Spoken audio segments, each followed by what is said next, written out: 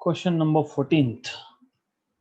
The given graph shows the variation of velocity with displacement.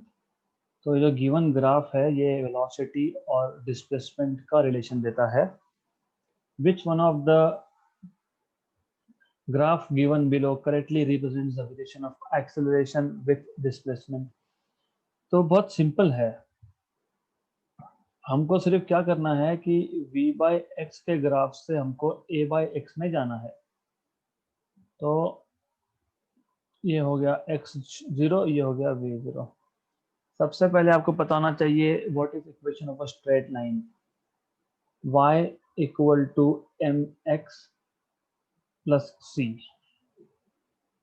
Right. यहाँ पे y मतलब v है क्योंकि y एक्सिस पे v है.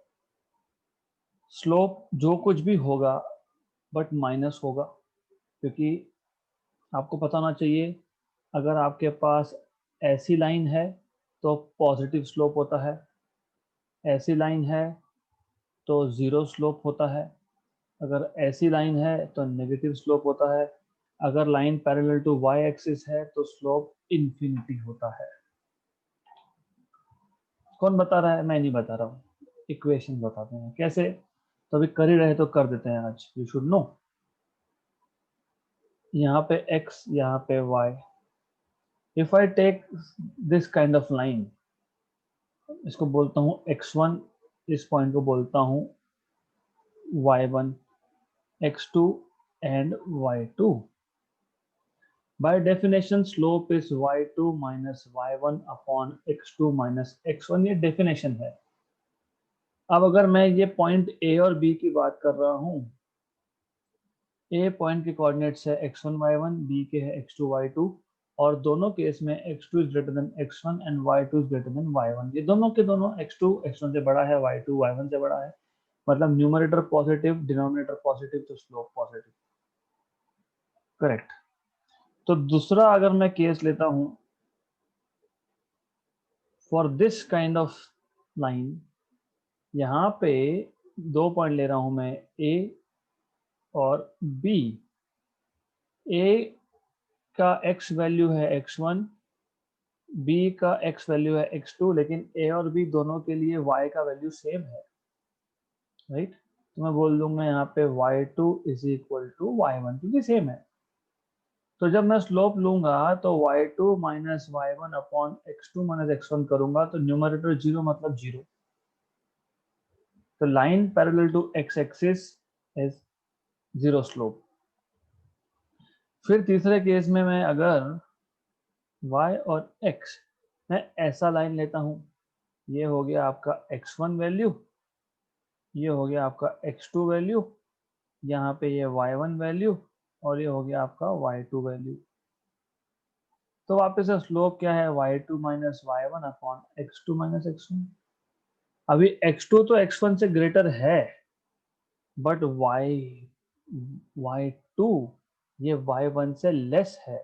मतलब y2 माइनस y1 ये जीरो से लेस होगा, मतलब नेगेटिव होगा, मतलब स्लोप नेगेटिव है.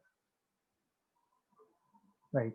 सिमिलरली जब आप ऐसी एक लाइन का स्लोप लेते हो तो ये हो गया आपका y2 का वैल्यू, ये हो गया आपका y1 का वैल्यू, लेकिन x1 और x2 इक्वल है, और डिनोमिनेटर में अगर जीरो आ जाए तो that number is not defined, मतलब दैट नंबर इज इंफिनिटी. तो here onwards, for any problem that you are solving, you must immediately after seeing the graph, आपको पता लग जाना चाहिए whether the line has a negative slope or it has a positive slope immediately just after looking. तो देख के समझ गया मुझे नेगेटिव स्लोप, ऐसे मैंने क्या लिखा? Minus n. और x एक्सिस पे तो x है तो मैं x लिखने वाला हूँ, प्लस ये जो c होता है ना, ये होता है y इंटरसेप्ट. मतलब लाइन y एक्सिस को कहाँ पे कट कर रही है, कहाँ पे इंटरसेक्ट कर रही है, कहाँ पे एंड कर रही है?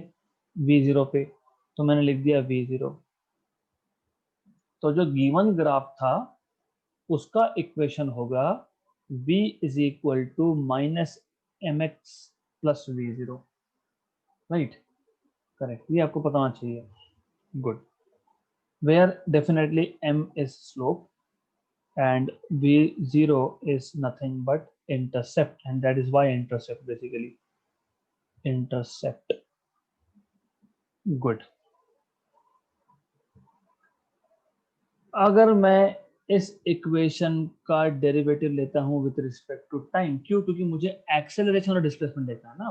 What I want to see is acceleration versus displacement. तो एक्सेलरेशन कैसे निकालते हो? सो डिफरेंशिएटिंग मतलब taking derivative equation 1 with respect to WRT with respect to time.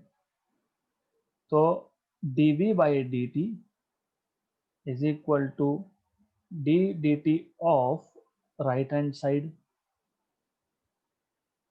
तो dv by dt मतलब एक्सेलरेशन। स्लोप तो कांस्टेंट ही होता है, तो स्लोप बाहर और x का डेरिवेटिव प्लस v0। v0 तो कांस्टेंट वैल्यू, फिक्स वैल्यू ना, v0 ग्राफ में देख सकते हैं, तो उसका डेरिवेटिव भी 0 आएगा। तो मैं ज्यादा लिखने की जगह पे मैं 0 बोल देता हूँ, क्योंकि v0 का डेरिवेटिव 0 आया। मतलब what I have obtained is acceleration is equal to minus m और dx by dt मतलब velocity v। तो मुझे a is equal to minus m भी मिल गया, right? Correct. Therefore this is equation number 2 from 1 and 2 acceleration a is minus m into v, but v is minus mx plus v0 again, correct? Therefore a is equal to minus plus m square x plus v0, right? अभी slope को आप m लिखो, m square से denote करो, m cube से denote करो, m raise to 4 से denote करो, that is a constant number. Okay, slope is constant, slope का स्क्वायर इज न्यू कांस्टेंट, तो m स्क्वायर कांस्टेंट है, राइट? और डेफिनेटली मैंने लास्ट में यहाँ पे लिखना चाहिए था माइनस v0 m, ये मैंने लिखना चाहिए था, right? Good. What does that mean? acceleration on y-axis, x displacement on x-axis, negative intercept. जैसे गिवन ग्राफ में प्लस v0 का मतलब क्या था? वो लाइन v0 पे कट करती है v एक्सिस को, राइट? तो वैसे ही नेगेटिव इंटरसेप्ट v0 m का मतलब क्या है? ये लाइन एक्सेलरेशन को v0 m with negative sign यहाँ पे कट करती है और लाइन ऐसी जाएगी। It is again a straight line definitely, क्योंकि ये वही फॉर्म आ गया आपका a is equal to slope into x minus some intercept c dash. सिर्फ इंटरसेप्ट क्या आया हमारा? v0 m with negative sign. Slope क्या आया? m स्क्वायर आया। तो it's a straight line, but it is cutting the acceleration axis, it is intersecting the a axis, acceleration axis at a negative value। तो ये आ गया आपका option number A, right? So any big deal here? No, बहुत simple सा case है ये, it's not nothing, no big deal. Okay, good. तो मैं वापस बता रहा हूँ, what we have done in this question is very simple thing. जो गिवन ग्राफ है, हमने पहले स्ट्रेट लाइन का इक्वेशन हमने पता होना चाहिए, y is equal to m x plus c. Y मतलब यहाँ पे v है, m मतलब माइनस m है क्योंकि स्लोप इज नेगेटिव, x तो x है, और c मतलब y इंटरसेप्ट, वो लाइन y एक्सिस को जहां कट करती है, मतलब इस केस में v एक्सिस को जहां कट करती है, उसकी वैल्यू दैट इज v0। हमको पूछा है एक्सेलरेशन और डिस्प्लेसमेंट का नेचर क्या आएगा ग्राफ का। हमने क्या किया? हमने ले लिया derivative, we have taken derivative. dv by dt equal to derivative of right hand side, which is minus mx plus v0, correct. Minus m constant था डेरिवेटिव के बाहर, x का derivative dx by dt, v0 constant है, constant का derivative 0 होता है, तो 0 लिख दिया मैंने। मुझे मिल गया a equal to minus m dx by dt, dx by dt is v, right? Good. अब इक्वेशन नंबर 1 जो है इक्वेशन नंबर 2 में सब्स्टिट्यूट कर देंगे, मतलब v के लिए सब्स्टिट्यूट कर देंगे। फिर पहला term minus m into minus m x, तो एम स्क्वायर एक्स आ गया, माइनस एम वी जीरो आ गया। ये जो है ये वाई इंटरसेप्ट होता है, नेगेटिव है, मतलब लाइन नीचे से ऊपर जा रहा है। और स्लोप पॉजिटिव आ गया, देखा आपने, नोटिस किया, स्लोप पॉजिटिव आ गया, मैंने बताया था। पॉजिटिव स्लोप मतलब लाइन ऐसा, नेगेटिव स्लोप मतलब लाइन ऐसा, जीरो मतलब line is like this and infinity is like this. तो बराबर पॉजिटिव स्लोप आया, that's why line is going up up the hill, right? Good. So this is how you are going to solve this question. 15th, 2008. The thing is, 15 is actually little at a higher level of mathematics, but I will still take it if you can grasp. I know the first part you will be able to grasp, but in the second part थोड़ा difficult जाएगा आपको. So don't worry, because तब JEE main और JEE advanced ऐसा concept नहीं था, बस AIEEE तो सब कॉमन एग्जाम था, तो लेवल मिक्स होता था, तो don't worry about it. A body is at rest at x equal to 0, मतलब ओरिजिन पे बैठा है। At t equal to 0 it starts moving in the positive x direction. तो the body was over here and it starts moving now in the positive x direction with a constant acceleration. Eight the same time another body, रुक जाओ यहाँ पे, तो पहले लिख लो body 1 के साथ क्या हो रहा है वो देख लो, राइट? ओके, एंड बॉडी 2 के साथ क्या हो रहा है वो भी देख लेते हैं। तो at the same time another body passes through x equal to 0, मतलब वो वहां पे नहीं था, वो पीछे से आया, पीछे से आया और t इक्वल टू 0 पे वो x इक्वल टू 0 को वो क्रॉस करके गया। Moving in the positive direction with a constant speed, मतलब इसका स्पीड कांस्टेंट है, इसका एक्सेलरेशन कांस्टेंट है।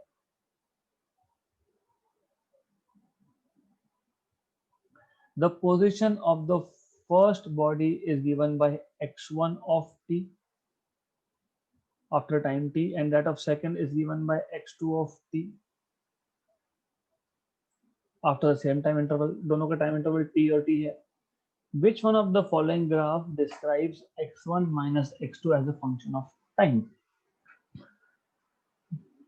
हमको यूज करना है s equal to u t plus 1/2 at square. यहाँ पे क्यों? पहली बॉडी का इनिशियल वेलोसिटी 0 है, उन्होंने बोला है ना एट रेस्ट, मतलब u1 इक्वल टू 0। यहाँ पे बोला है the body, second body is moving with a constant speed, right? तो पहले के लिए डिस्टेंस मतलब x1 ऑफ t, मतलब x1 ये t पे डिपेंड करता है, तो आप ऑफ t मतलब ब्रैकेट में t लिखो मत लिखो, देखो फंक्शन आपका हुआ होगा x1 of t, of t है ये, x1 मल्टीप्लाइड बाई t नहीं है, ऑफ t है, मतलब x1 डिपेंड्स ऑन t। कैसे समझेगा आप? तो पहले केस में लिखूंगा मैं x1 इक्वल टू 0, क्योंकि s मतलब x1, u मतलब 0, पहली बॉडी रेस्ट से स्टार्ट हो रही है, plus half a t square, क्योंकि a कांस्टेंट था, तो x1 क्या आ गया, हाफ ए टी स्क्वायर आ गया। क्या ये x is a function of t आ गया? गुड। सिमिलरली x2 तो और भी इजी है, इट इज जस्ट ut, क्योंकि एक्सेलरेशन 0 है, उन्होंने बोला है the second body is moving with constant speed. और आपको पूछा है x1 माइनस x2 का ग्राफ, तो मुझे x1 माइनस x2 करना पड़ेगा, तो half a t square minus U T, this is parabolic equation. जहां पे स्क्वायर आ गया, क्वाड्रेटिक टर्म आ गया, दैट इज पैराबोला, करेक्ट? मतलब ये और ये नहीं आएंगे, करेक्ट? ओके, देन ए और बी में से कौन सा आएगा, ये देखने के लिए हमको क्या करना पड़ेगा, हम लोगों को, मैं मान लेता हूँ ये x1 माइनस x2 को मैं बोलता हूँ y, because it is giving me displacement, relative displacement बोलते हैं इसको, displacement of one with respect to second body, right? अब a है या b है वो समझने के लिए हमको y का भी डेरिवेटिव लेना पड़ेगा, मतलब वेलोसिटी निकाल रहे हैं, relative velocity, velocity of first object with respect to second. So we are talking about relative velocities here. So d dt of y is half at square minus ut. Half और a constant, t square का derivative 2t, u constant, t का derivative t. तो ये आपको मिल जाएगा finally 2 गया at minus u, right? मतलब आपको वेलोसिटी मिल गया.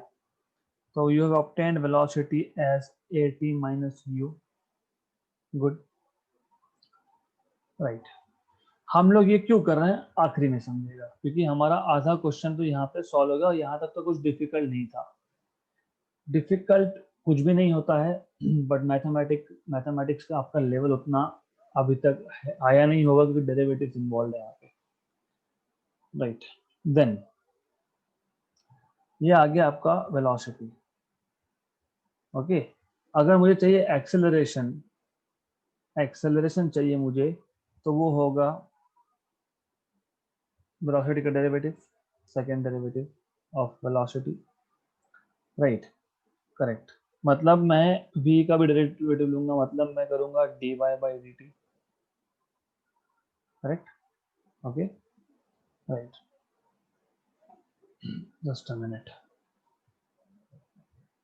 d dt of v, but v क्या होता है, v क्या है, dy by dt है, तो dy by dt. तो यहाँ आ गया आपका सेकेंड ऑर्डर डेरिवेटिव, मतलब कुछ नहीं है, बोलने को कुछ भी बोलते हैं, सेकेंड ऑर्डर डेरिवेटिव लगाते हैं फुकट का, इजी है. The thing is body move हो रहा है, बॉडी मूव हो रहा है तो वेलोसिटी होगा. वेलोसिटी मतलब हर सेकेंड में बॉडी कितना डिस्टेंस चेंज कर रहा है, वेलोसिटी. अब बॉडी मूव हो रहा है, वेलोसिटी भी बदल सकता है. हर सेकेंड में बॉडी का वेलोसिटी कितने से चेंज हो रहा है, एक्सेलरेशन, राइट? मतलब मैंने डिस्प्लेसमेंट का पहला डेरिवेटिव लिया, राइट? तो वेलोसिटी मिला, और एक बार लिया तो एक्सेलरेशन मिला, तो acceleration is d2y by dt square. ठीक है, गुड, करेक्ट. बट इसका डेरिवेटिव मैं अगर लेता हूं तो मुझे मिल जाएगा ना एक्सेलरेशन, है ना, dv by dt. तो ले लो इसका डेरिवेटिव. v क्या है हमारे पास, v क्या है, at माइनस u, राइट? मतलब अभी मैं इसका डेरिवेटिव लेता हूं अगर, तो इट विल मीन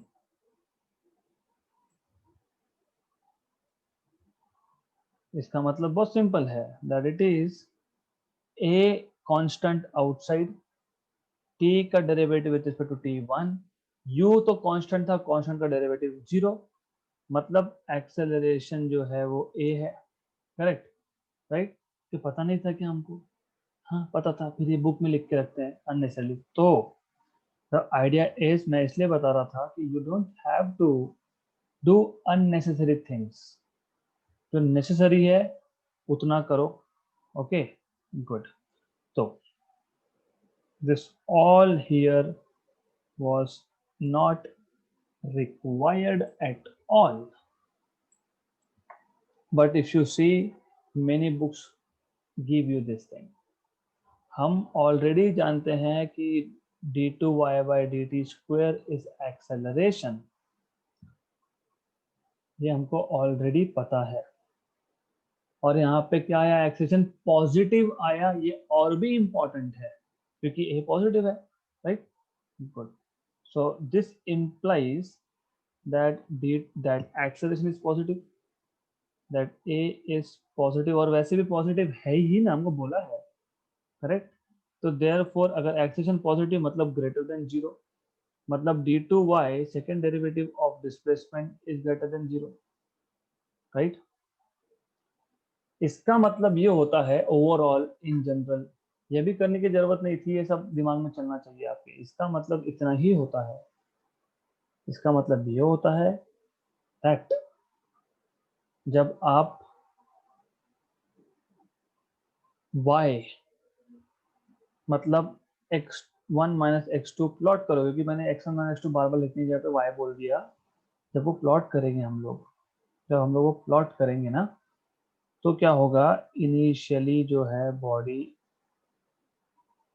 नेचर ऐसा रहेगा, पैराबोलिक तो होने ही वाला है क्योंकि पैराबोला है वो, और बाद में because of constant acceleration increasing है, बिकॉज एक्सेलरेशन इज पॉजिटिव, बढ़ते जाएगा वो, राइट। मैं वापस बताने वाला हूँ, I know it is little mathematically complicated, but that is okay, it's not that much of complications, simple है। Just a minute, let me bring everything in one frame।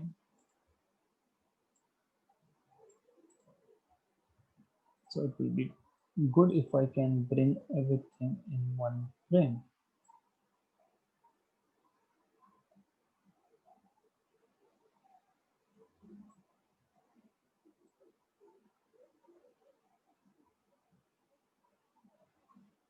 Okay, good, right।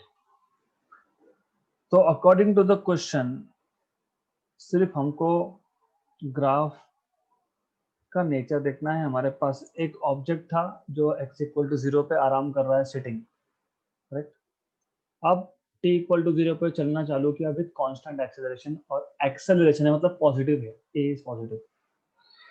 उसी time पे एक दूसरा object पीछे से जो constant velocity से आ रहा था, वो x इक्वल टू 0 को क्रॉस करके आगे जाता है, मतलब क्रॉस कर रहा है, आगे जा रहा है कि नहीं वो वी डोंट नो, वो क्रॉस कर रहा है। उसका स्पीड था कांस्टेंट, मतलब उसके लिए इमीडिएटली पता होना चाहिए x is equal to ut, क्योंकि एक्सेशन नहीं है ना।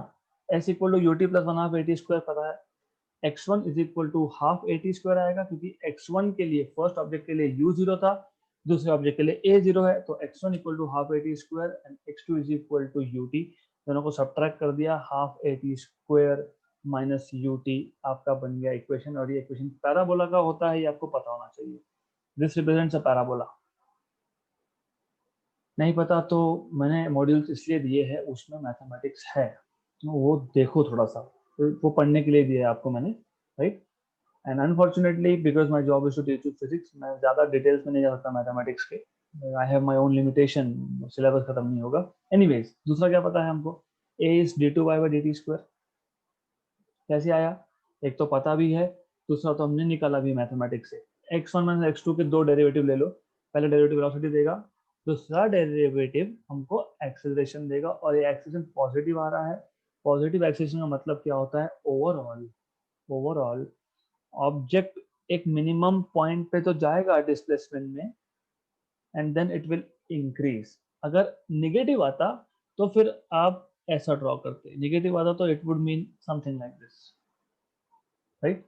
बट हमारा नेगेटिव आया क्या, ए नहीं, पॉजिटिव आया है, so you can just take safely option number A. Good, next question. And again, अगर ये क्वेश्चन आपको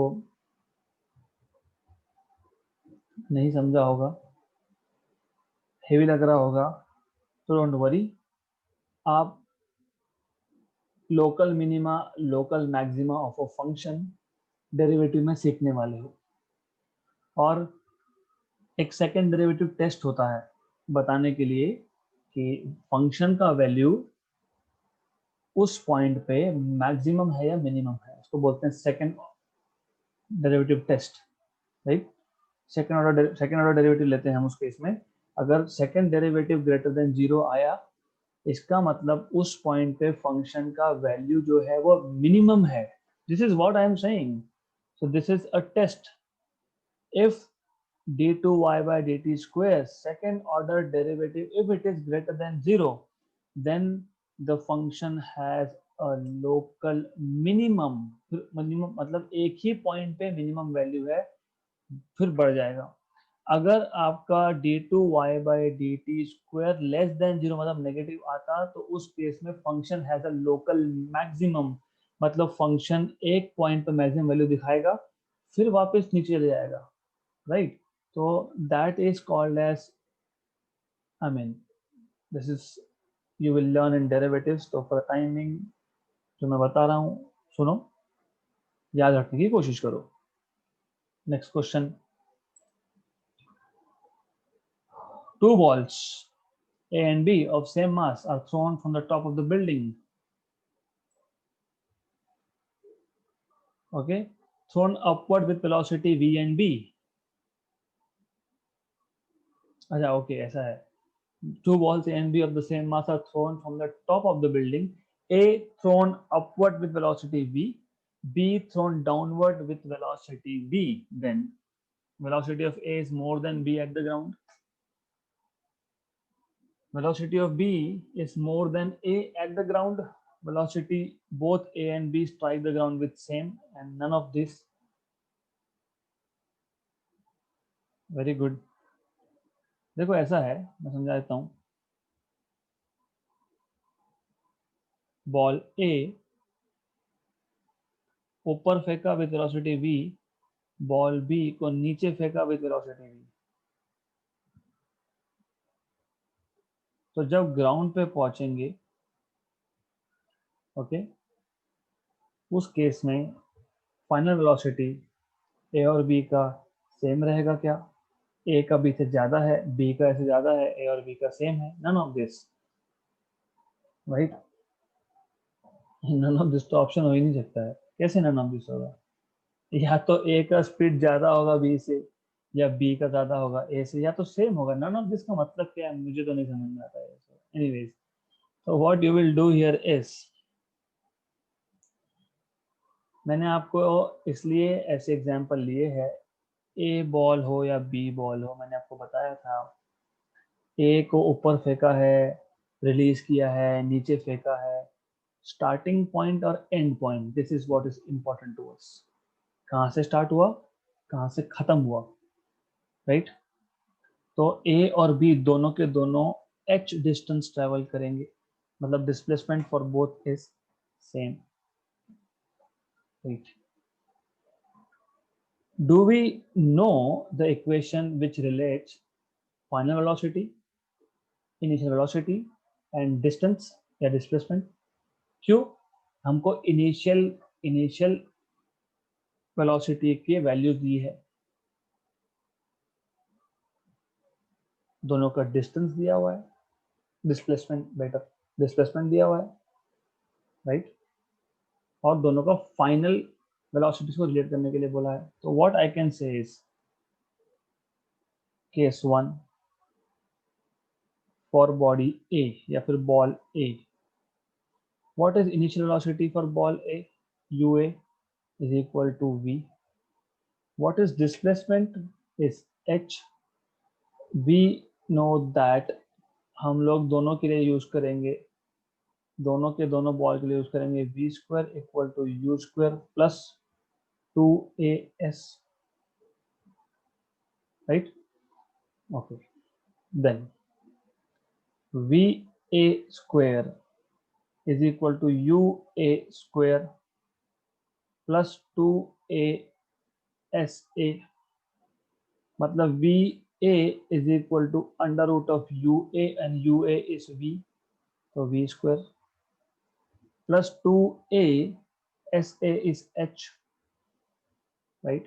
Good. For ball b case 2,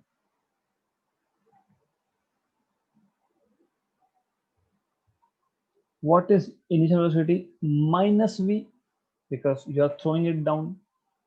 Okay, what is displacement? Again h, right? So I will write vb² equal to ub² plus 2asb. vb is equal to under root of ub is minus v का square plus 2asb is again h, displacement is h. ये मिल गया आपको v² plus 2ah, equation number 1, equation number 2, So from 1 and 2, what we notice is final velocity in case of A and in case of B, they are equal. Simple. Yes, ball B पहले पहुंचेगा. Yes. Ball B will reach earlier to the ground. Yes. Suppose ball B को 5 second लग गए और ball A को 10 second लग गए. Fine, but when they reach ground, they will have the same velocity. Correct? Simple case. So this is how you are supposed to solve this question. Question 17th. A ball is released from the top of a tower. Released. छोड़ दिया. U equal to 0. Of height h meters. It takes capital T second to reach the ground. What is the position of the ball in T by 3 seconds? ये top of the tower से हमने ball को release कर दिया. Ball को ground तक आते आते टोटल टाइम t सेकेंड लग गए. t by 3 सेकेंड के बाद मान लेते हैं कि this is the position, let us से p, where you have time is equal to t by 3 seconds. तो what is this position at t by 3 seconds? ऐसा पूछा है, राइट? तो case 1, what is case 1 is simple. Case 1 में मान लेता हूं दैट अगेन सेम हम लोग वही यूज करेंगे, s equal to ut plus 1/2 at square. तो s1 क्योंकि u1 0 है तो 0 plus half gt square. Correct. What is s? Height कितना है? h. तो h is equal to half gt square. बराबर. मतलब ग्राउंड तक पहुंचते पहुंचते. केस 2 में टाइम कितना लेंगे? t by 3. हाइट कितना बोल देंगे? h डैश बोल देते हैं, पता नहीं ना, वही तो फाइंड करने के लिए बोला है ना, पता नहीं, करेंगे फाइंड. u2 0, इनिशियल वेलोसिटी 0 ही था, राइट. तो वापस से वही s2 is equal to u2t मतलब 0 प्लस 1/2 gt स्क्वायर. लेकिन t क्या लिया है मैंने? t by 3 लिया है. s2 क्या है? h डैश है, half gt square by 9. Good, right. अगर मैं रेशियो लेता हूं, इक्वेशन नंबर 2 और 1 डिवाइड कर देता हूं, right. Therefore h dash upon h, तो g डैश g by 2 गया, right. You just have to solve this. Okay, तो ऐसा करते हैं. You can do this h dash upon h. You can do this like half g t square by 9 upon half g t square. g by 2 गया, ये भी गया. हमको मिल गया h dash by h is equal to 9, 1 by 9, right. Correct. इसका मतलब मुझे मिल गया h dash is equal to h by 9, right. Good. The thing is, ये टोटल डिस्टेंस जो था, टोटल डिस्टेंस ये था h और ये था h डैश. Clear, right.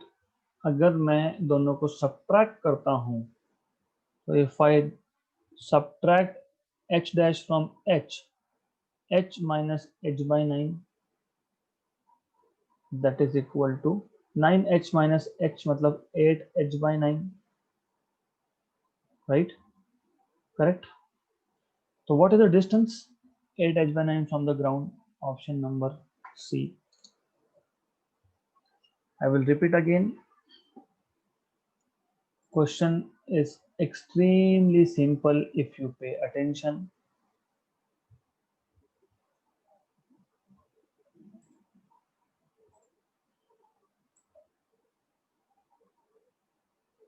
देखो ऐसा है, ऑब्जेक्ट को एक टॉवर से ड्रॉप कर दिया, ग्राउंड तक आते आते कैपिटल टी सेकेंड लग गए। इक्वेशन नंबर 1 रेडी हो गया, s equal to u t plus one half a t square में एस की वैल्यू एच, यू की वैल्यू 0, ए की वैल्यू जी, स्मॉल टी की जगह पे capital T, h is equal to half g t square ready.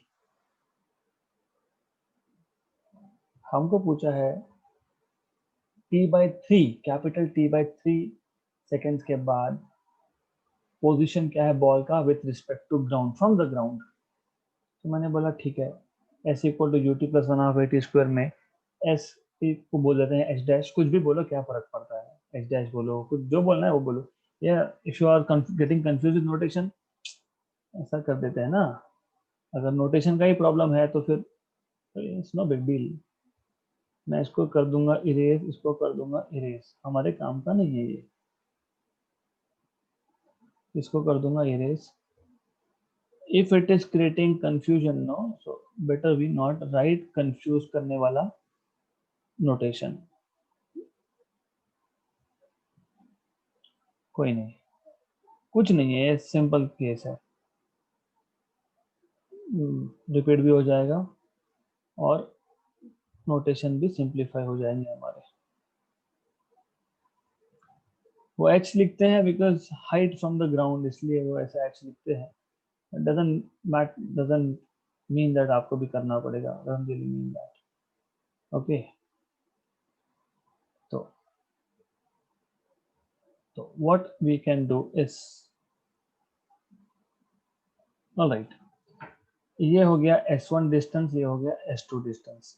मतलब हमको find क्या करना है, इन शॉर्ट हमको फाइंड करना है ये पार्ट, मतलब हमको फाइंड करना है S1 माइनस S2, क्योंकि हमको ग्राउंड से पूछा है, खत्म।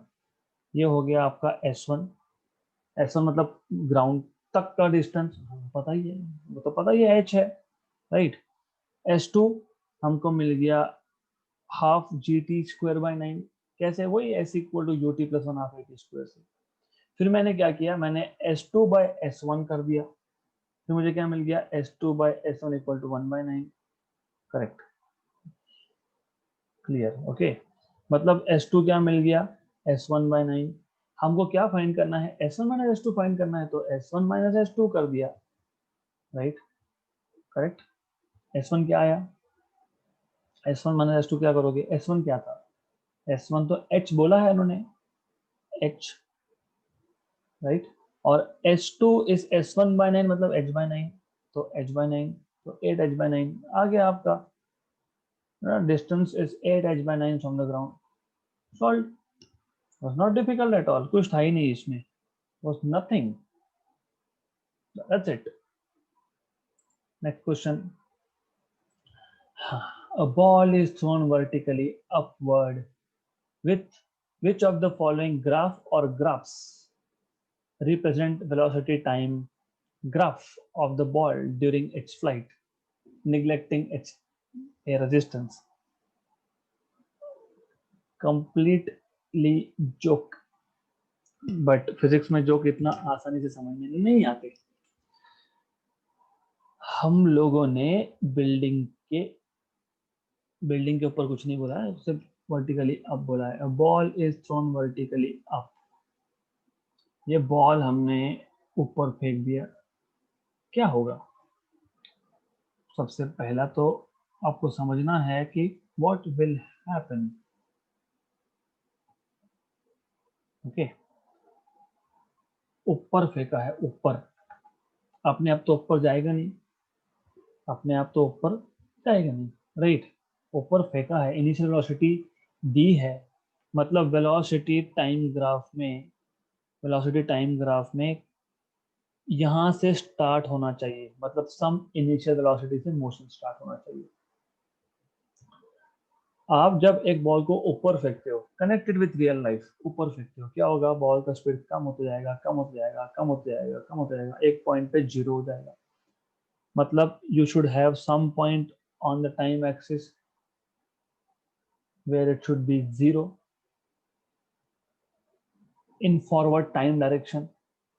मैंने अभी फेंका, मैंने स्टॉप क्लॉक चालू कर दिया और 10 सेकंड के बाद 0 0 सेकंड पे होगा क्या zero? Option C is nonsense. Option C is nonsense. क्या बताना चाहते हैं वो बताना चाहते हैं कि जब मैंने बॉल को, मतलब टी इक्वल टू जीरो पे वेलोसिटी जीरो, अरे टी इक्वल टू जीरो पे वेलोसिटी जीरो है तो ऊपर जाएगा ही नहीं वो। That is nonsense. Okay, let's forget about that. Right, correct. अब ऑप्शन ए, बी और डी आया। हमको भी पता है जब हमने बॉल को ऊपर फेंका वेलोसिटी कम होते जा रहा है, कम होते जा रहा है, कम होते जा रहा है, कम होते जा रहा है, राइट। फिर रुक गया, फिर अब स्पीड बढ़ते जाएगा, बढ़ते जाएगा, बढ़ते जाएगा, बढ़ते जाएगा, करेक्ट, क्लियर। वेलोसिटी बढ़ते जाएगा, वेलोसिटी बढ़ते जाएगा, but in the negative direction, because velocity was decreasing, decreasing, decreasing. Now velocity is increasing, but with a negative sign. Correct? ये नहीं हो सकता। क्यों? वेलोसिटी कम हो रहा था, कम हो रहा था, करेक्ट। अब वेलोसिटी जीरो हो गया मैक्सिमम हाइट पे, अब बॉल नीचे आएगा। हाँ, बॉल नीचे आएगा, बॉल नीचे आएगा, स्पीड भी बढ़ेगा बट बॉल नीचे आएगा। नीचे आएगा मतलब वेलोसिटी का डायरेक्शन अभी नेगेटिव हो गया। ऊपर प्लस होता है, नीचे माइनस होता है। ये इसका मतलब पता क्या होता है? Think of it. इसका मतलब ये होता है वेलोसिटी कम होते गया, कम होते गया, कम होते गया, वेलोसिटी जीरो हो गया, फिर वेलोसिटी वापस बॉल का ऊपर की डायरेक्शन में चलने लगा बॉल, मतलब the ball is going up up up because velocity is positive positive positive. Not possible, right. अब बी और डी में से एक है। डी, बी तो नहीं हो सकता ना, बी क्यों नहीं हो सकता? बी क्यों नहीं सकता? What does this mean? B का मतलब क्या है? बॉल ऊपर गया, स्पीड कम होते गया, टॉप मोस्ट पे स्पीड जीरो हो गया, जीरो हो गया, करेक्ट, राइट। अब वापस से वो डायरेक्शन देखो, what does this direction mean? इसका मतलब क्या होता है? इसका मतलब क्या होता है? वापस बात आ जाती है स्लोप्स की। वेलोसिटी टाइम ग्राफ से क्या मिलता है हमको? एक्सेलरेशन। मैंने ऑलरेडी बताया है, इफ यू रिमेंबर डायरेक्शन तो एक क्वेश्चन इजी हो गया होता आपका। तो what is going to happen is ball starts from A, so this point is A. It reaches maximum height B, so this point is B. Velocity goes on decreasing, it goes on decreasing up to this point, it is a straight line. B point के बाद the velocity again starts increasing, again start increasing with in negative direction, -1, फिर -2, फिर -3, ऐसा। इसका मतलब क्या होता है ना, टाइम रिवर्स डायरेक्शन में जा रहा है। आप सोचो, मैं अभी आपको लॉजिकली कनेक्ट करते हैं, हम लोग टेबल बना लेते हैं, ठीक है? टेबल से करेंगे, then you will understand in a better way. फिर तो पक्का समझेगा आपको, it's because it's not difficult at all. Let us do a fun experiment here. Fun experiment, time की वैल्यू, वेलोसिटी की वैल्यू, करेक्ट। टाइम जीरो, मैंने जब बॉल को ऊपर फेंका 10 मीटर पर सेकेंड की स्पीड से फेंका, राइट। एक सेकेंड के बाद स्पीड हो गया उसका लेट अस से 8, कम हो रहा है ना क्योंकि बॉल ऊपर जा रहा है। 2 सेकंड के बाद हो गया 6, 3 सेकंड के बाद हो गया 4, 4 सेकंड के बाद हो गया 2, 5 सेकंड के बाद हो गया 0। अभी आप प्लॉट करो ये पॉइंट्स को, ये वैल्यू 10, यहाँ पे ले लिया 8, 6, 4, 2, 0, और मैं time of course 1, 2, 3, 4 and this is 5, right. 0, 10 ये पॉइंट, उसके बाद 1, 8 समवेयर हियर, 2, 6 समवेयर हियर। तो ऐसा जब आप कनेक्ट करते जाओगे, कनेक्ट करते जाओगे, तो you will get this straight line something like this. अब 5 सेकंड के बाद 6 सेकंड आता है, या फिर वापस 4 सेकंड आता है। आफ्टर 5 सेकंड स्टॉप क्लॉक 5 के बाद 6 पे जाता है या 4 पे जाता है? 6 पे आता है। 6 पे आता है, राइट। अब बी पॉइंट से नीचे, मतलब ये ए था, ये बी था, अब वापस से बॉल नीचे की तरफ आ रहा है, मतलब टाइम तो फॉरवर्ड डायरेक्शन में जाएगा ना, करेक्ट। तो उसका स्पीड बढ़ गया, मान लो बढ़ गया, -2 हो गया। माइनस क्यों? क्योंकि नेगेटिव डायरेक्शन, नीचे आ रहा है बॉल। 7 पे -4 हो गया, तो 6 7, राइट। ये -2, यहाँ पे ये -4, राइट। तो 6 -2, 7 -4, तो ऐसा आएगा कि नेगेटिव डायरेक्शन में जाएगा।